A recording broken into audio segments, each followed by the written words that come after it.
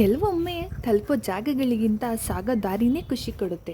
ನಾವಿವತ್ತು ಹೋಗ್ತಾ ಇರೋ ಜಾಗ ಯಾವುದು ಅಂತ ಗೊತ್ತಿಲ್ಲ, ಬಟ್ ಹೋಗೋ ದಾರಿ ಮಾತ್ರ ತುಂಬಾ ಸುಂದರವಾಗಿದೆ. ಮನೇಲಿ ಕೂತ್ಕೊಂಡು ತುಂಬಾ ಬೋರ್ ಆಗ್ತಾಯಿತ್ತು. ಸೊ ನಮ್ಮನೆ ಸೋನುನ ಕರ್ಕೊಂಡು ಗದ್ದೆ ಬೈಲಲ್ಲಿ ಒಂದು ರೌಂಡ್ ವಾಕ್ ಹೋಗೋಣ ಅಂತ ಹೊರಟ್ವಿ. ಏನೋ ಒಂಥರ ನೆಮ್ಮದಿ ಅಂತ ಹೇಳ್ತೀವಲ್ಲ, ಇಂಥ ಜಾಗಗಳಿಗೆ ಪದೇ ಪದೇ ಬಂದಾಗ ಏನೋ ಒಂಥರ ನೆಮ್ಮದಿ ಅನ್ನೋ ಪದಕ್ಕೆ ನಿಜವಾದ ಅರ್ಥ ಸಿಗತ್ತೆ.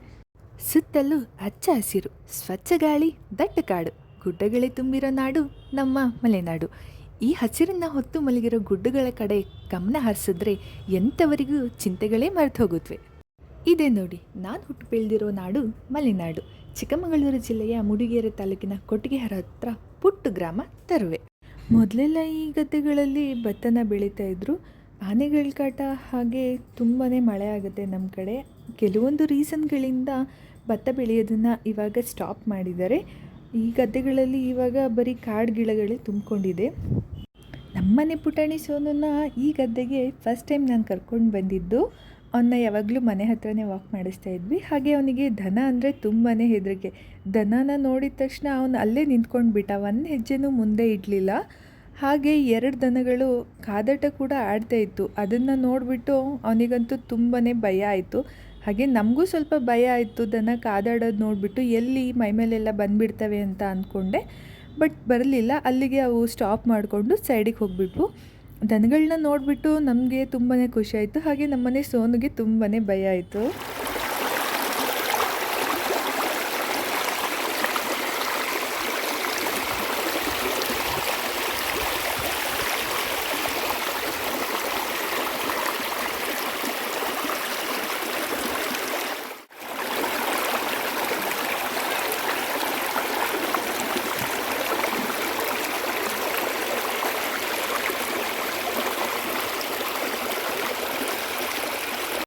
ಜುಳು ಜುಳು ಅಂತ ಹರಿಯೋ ನೀರಿನ ಶಬ್ದ ಕೇಳೋಕ್ಕೆ ಕಿವಿಗೆ ತುಂಬಾ ಇಂಪಾಗಿದೆ.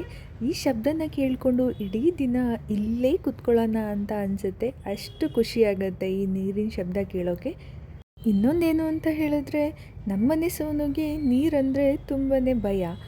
ಹಾಗೆ ಇವಳು ನೋಡಿ, ನಮ್ಮನೆ ಪುಟಾಣಿ ಸಮೀಕ್ಷಾ ಅಂತ. ನಾವೆಲ್ಲ ಇವಳನ್ನ ಪ್ರೀತಿಯಿಂದ ಪೆಪ್ಪಿ ಅಂತ ಕರಿತೀವಿ. ಇವಳಿಗೆ ನೀರಲ್ಲಿ ಆಡೋಕ್ಕೆ ತುಂಬಾ ಇಷ್ಟ, ಆದರೆ ಸ್ವಲ್ಪ ಭಯ, ಅವರಮ್ಮ ಇಲ್ಲಿ ಬೈತಾರೆ ಅಂತ ಹೇಳಿ. ಇವಳಂತೂ ನೀರಲ್ಲಿ ಆಟಾಡಿ ತುಂಬಾ ಎಂಜಾಯ್ ಮಾಡಿದ್ಲು. ಜೊತೆಗೆ ಸೋನೂ ಕರಿತಾ ಇದ್ಲು. ಬಟ್ ಅವನಂತೂ ಕೆಳಗಡೆನೇ ಇಳಿತಾ ಇರಲಿಲ್ಲ. ಅವನ ಮೇಲೂ ನೀರೆಲ್ಲ ಹಾಕ್ತಾಯಿದ್ಲು. ಅವನು ಹಾಗೆ ಲೈಟಾಗಿ ನೀರು ಕುಡಿತಾ ಇದ್ದ. ಹಾಗೆ ಅವನು ಸ್ವಲ್ಪ ಖುಷಿಯಾಗಿದ್ದ. ಆದರೆ ಅವನಿಗೆ ಸ್ವಲ್ಪ ನೀರಂದರೆ ಭಯ. ಇವನ್ ಮನೇಲೂ ಕೂಡ ಅವ್ನು ಸ್ನಾನ ಮಾಡಿಸ್ಬೇಕಾದ್ರೂ ಅವ್ನು ಸ್ನಾನ ಎಲ್ಲ ಮಾಡಿಸ್ಕೊಳ್ಳಲ್ಲ.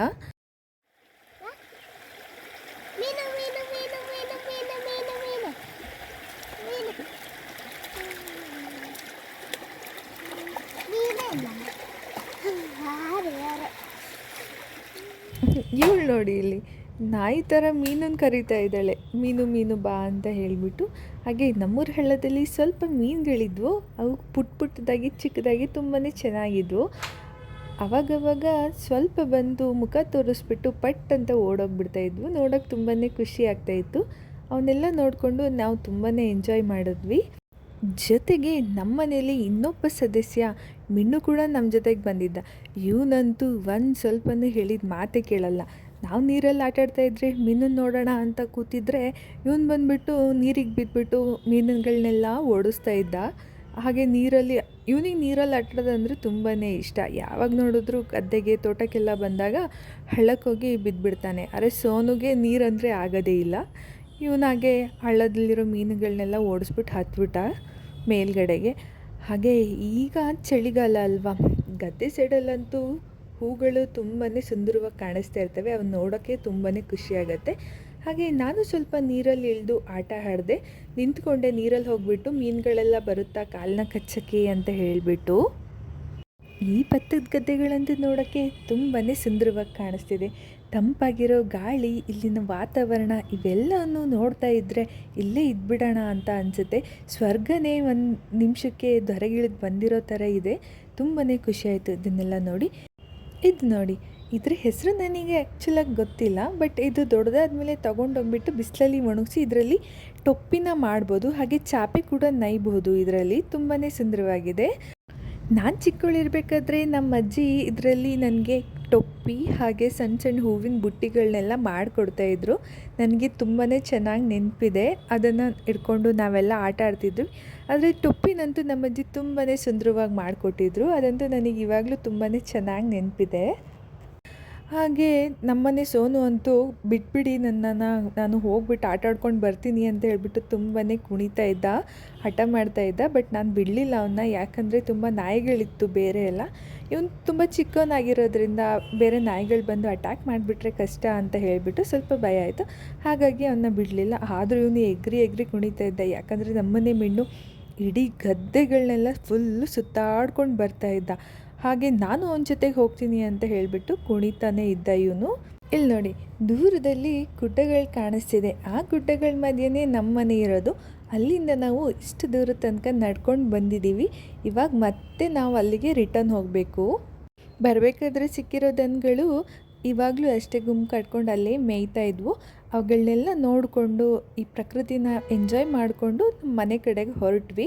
ಹಾಗೆ ಬರಬೇಕಾದ್ರೆ ದನಗಳ ಗುಂಪು ಜೊತೆಗೆ ಕೊಕ್ಕರೆಗಳು ಸಹ ಕೂತಿದ್ವು. ನನ್ನ ತಂಗಿ ಹೋಗ್ಬಿಟ್ಟು ಅದಕ್ಕೆ ಕಲ್ಲು ಹೊಡಿತೀನಿ ಅಕ್ಕ, ವಿಡಿಯೋ ಮಾಡ್ಕೊ ಅಂತಿದ್ಲು. ಸೊ ಕಲ್ಲು ಹೊಡಿಯೋಕ್ಕಿಂತ ಮುಂಚೆ ಜಸ್ಟ್ ಓಡೋದ್ಲು ಅಷ್ಟೇ. ಆವಾಗ ಬೆಳ್ಳಕ್ಕಿಗಳೆಲ್ಲವೂ ಹಾರಿದ್ವು. ತುಂಬಾ ಸುಂದರವಾಗಿ ಕಾಣಿಸ್ತಾ ಇತ್ತು. ನನಗಂತೂ ಬೆಳ್ಳಕ್ಕಿಗಳನ್ನ ನೋಡಿಬಿಟ್ಟು ತುಂಬಾ ಖುಷಿಯಾಯಿತು. ನಾವು ಚಿಕ್ಕರಿರಬೇಕಾದ್ರೆ ಬೆಳ್ಳಕ್ಕಿಗಳನ್ನ ನೋಡಿದ್ರೆ ಬೆಳ್ಳಕ್ಕಿ ಹಳೆ ಉಗುರು ಕೊಡ್ತೀನಿ, ಹೊಸ ಉಗುರು ಕೊಡು ಅಂತ ಹೇಳ್ತಾ ಇದ್ವಿ. ಅಂತೂ ಇಂತೂ ಮನೆಗೆ ಬಂದ್ವಿ. ಮನೆಗೆ ಬಂದಿದ್ದೇ ತಡ ನಮ್ಮನೆ ಸೋನುಗಂತೂ ಫುಲ್ ಸುಸ್ತಾಗಿಬಿಟ್ಟಿತ್ತು, ಹೋಗಿ ಮಲ್ಕೊಂಡ್ಬಿಟ್ಟಿದ್ದ. ಎಷ್ಟು ಎದ್ದೇಳಿಸಿದ್ರು ಇವನಂತೂ ಎದ್ದೇಳಲೇ ಇಲ್ಲ. ಸರಿ, ಹಾಗಿದ್ರೆ ಇವನ್ನ ಎದ್ದೇಳಿಸ್ಕೊಂಡು ನಾನು ಮುಂದಿನ ವಿಡಿಯೋದಲ್ಲಿ ಸಿಗ್ತೀನಿ. ಈ ವಿಡಿಯೋ ಇಷ್ಟ ಆಗಿದ್ದರೆ ದಯವಿಟ್ಟು ಶೇರ್ ಮಾಡಿ, ಲೈಕ್ ಮಾಡಿ, ಹಾಗೆ ಕಮೆಂಟ್ಸ್ ಮಾಡಿ. ಇದೇ ಥರ ಮಲೆನಾಡು ರಿಲೇಟೆಡ್ ವಿಡಿಯೋಗಳಿಗೆ ನಮ್ಮ ಚಾನಲನ್ನು ಸಬ್ಸ್ಕ್ರೈಬ್ ಮಾಡೋದನ್ನು ಮರಿಬೇಡಿ. Thank you for watching.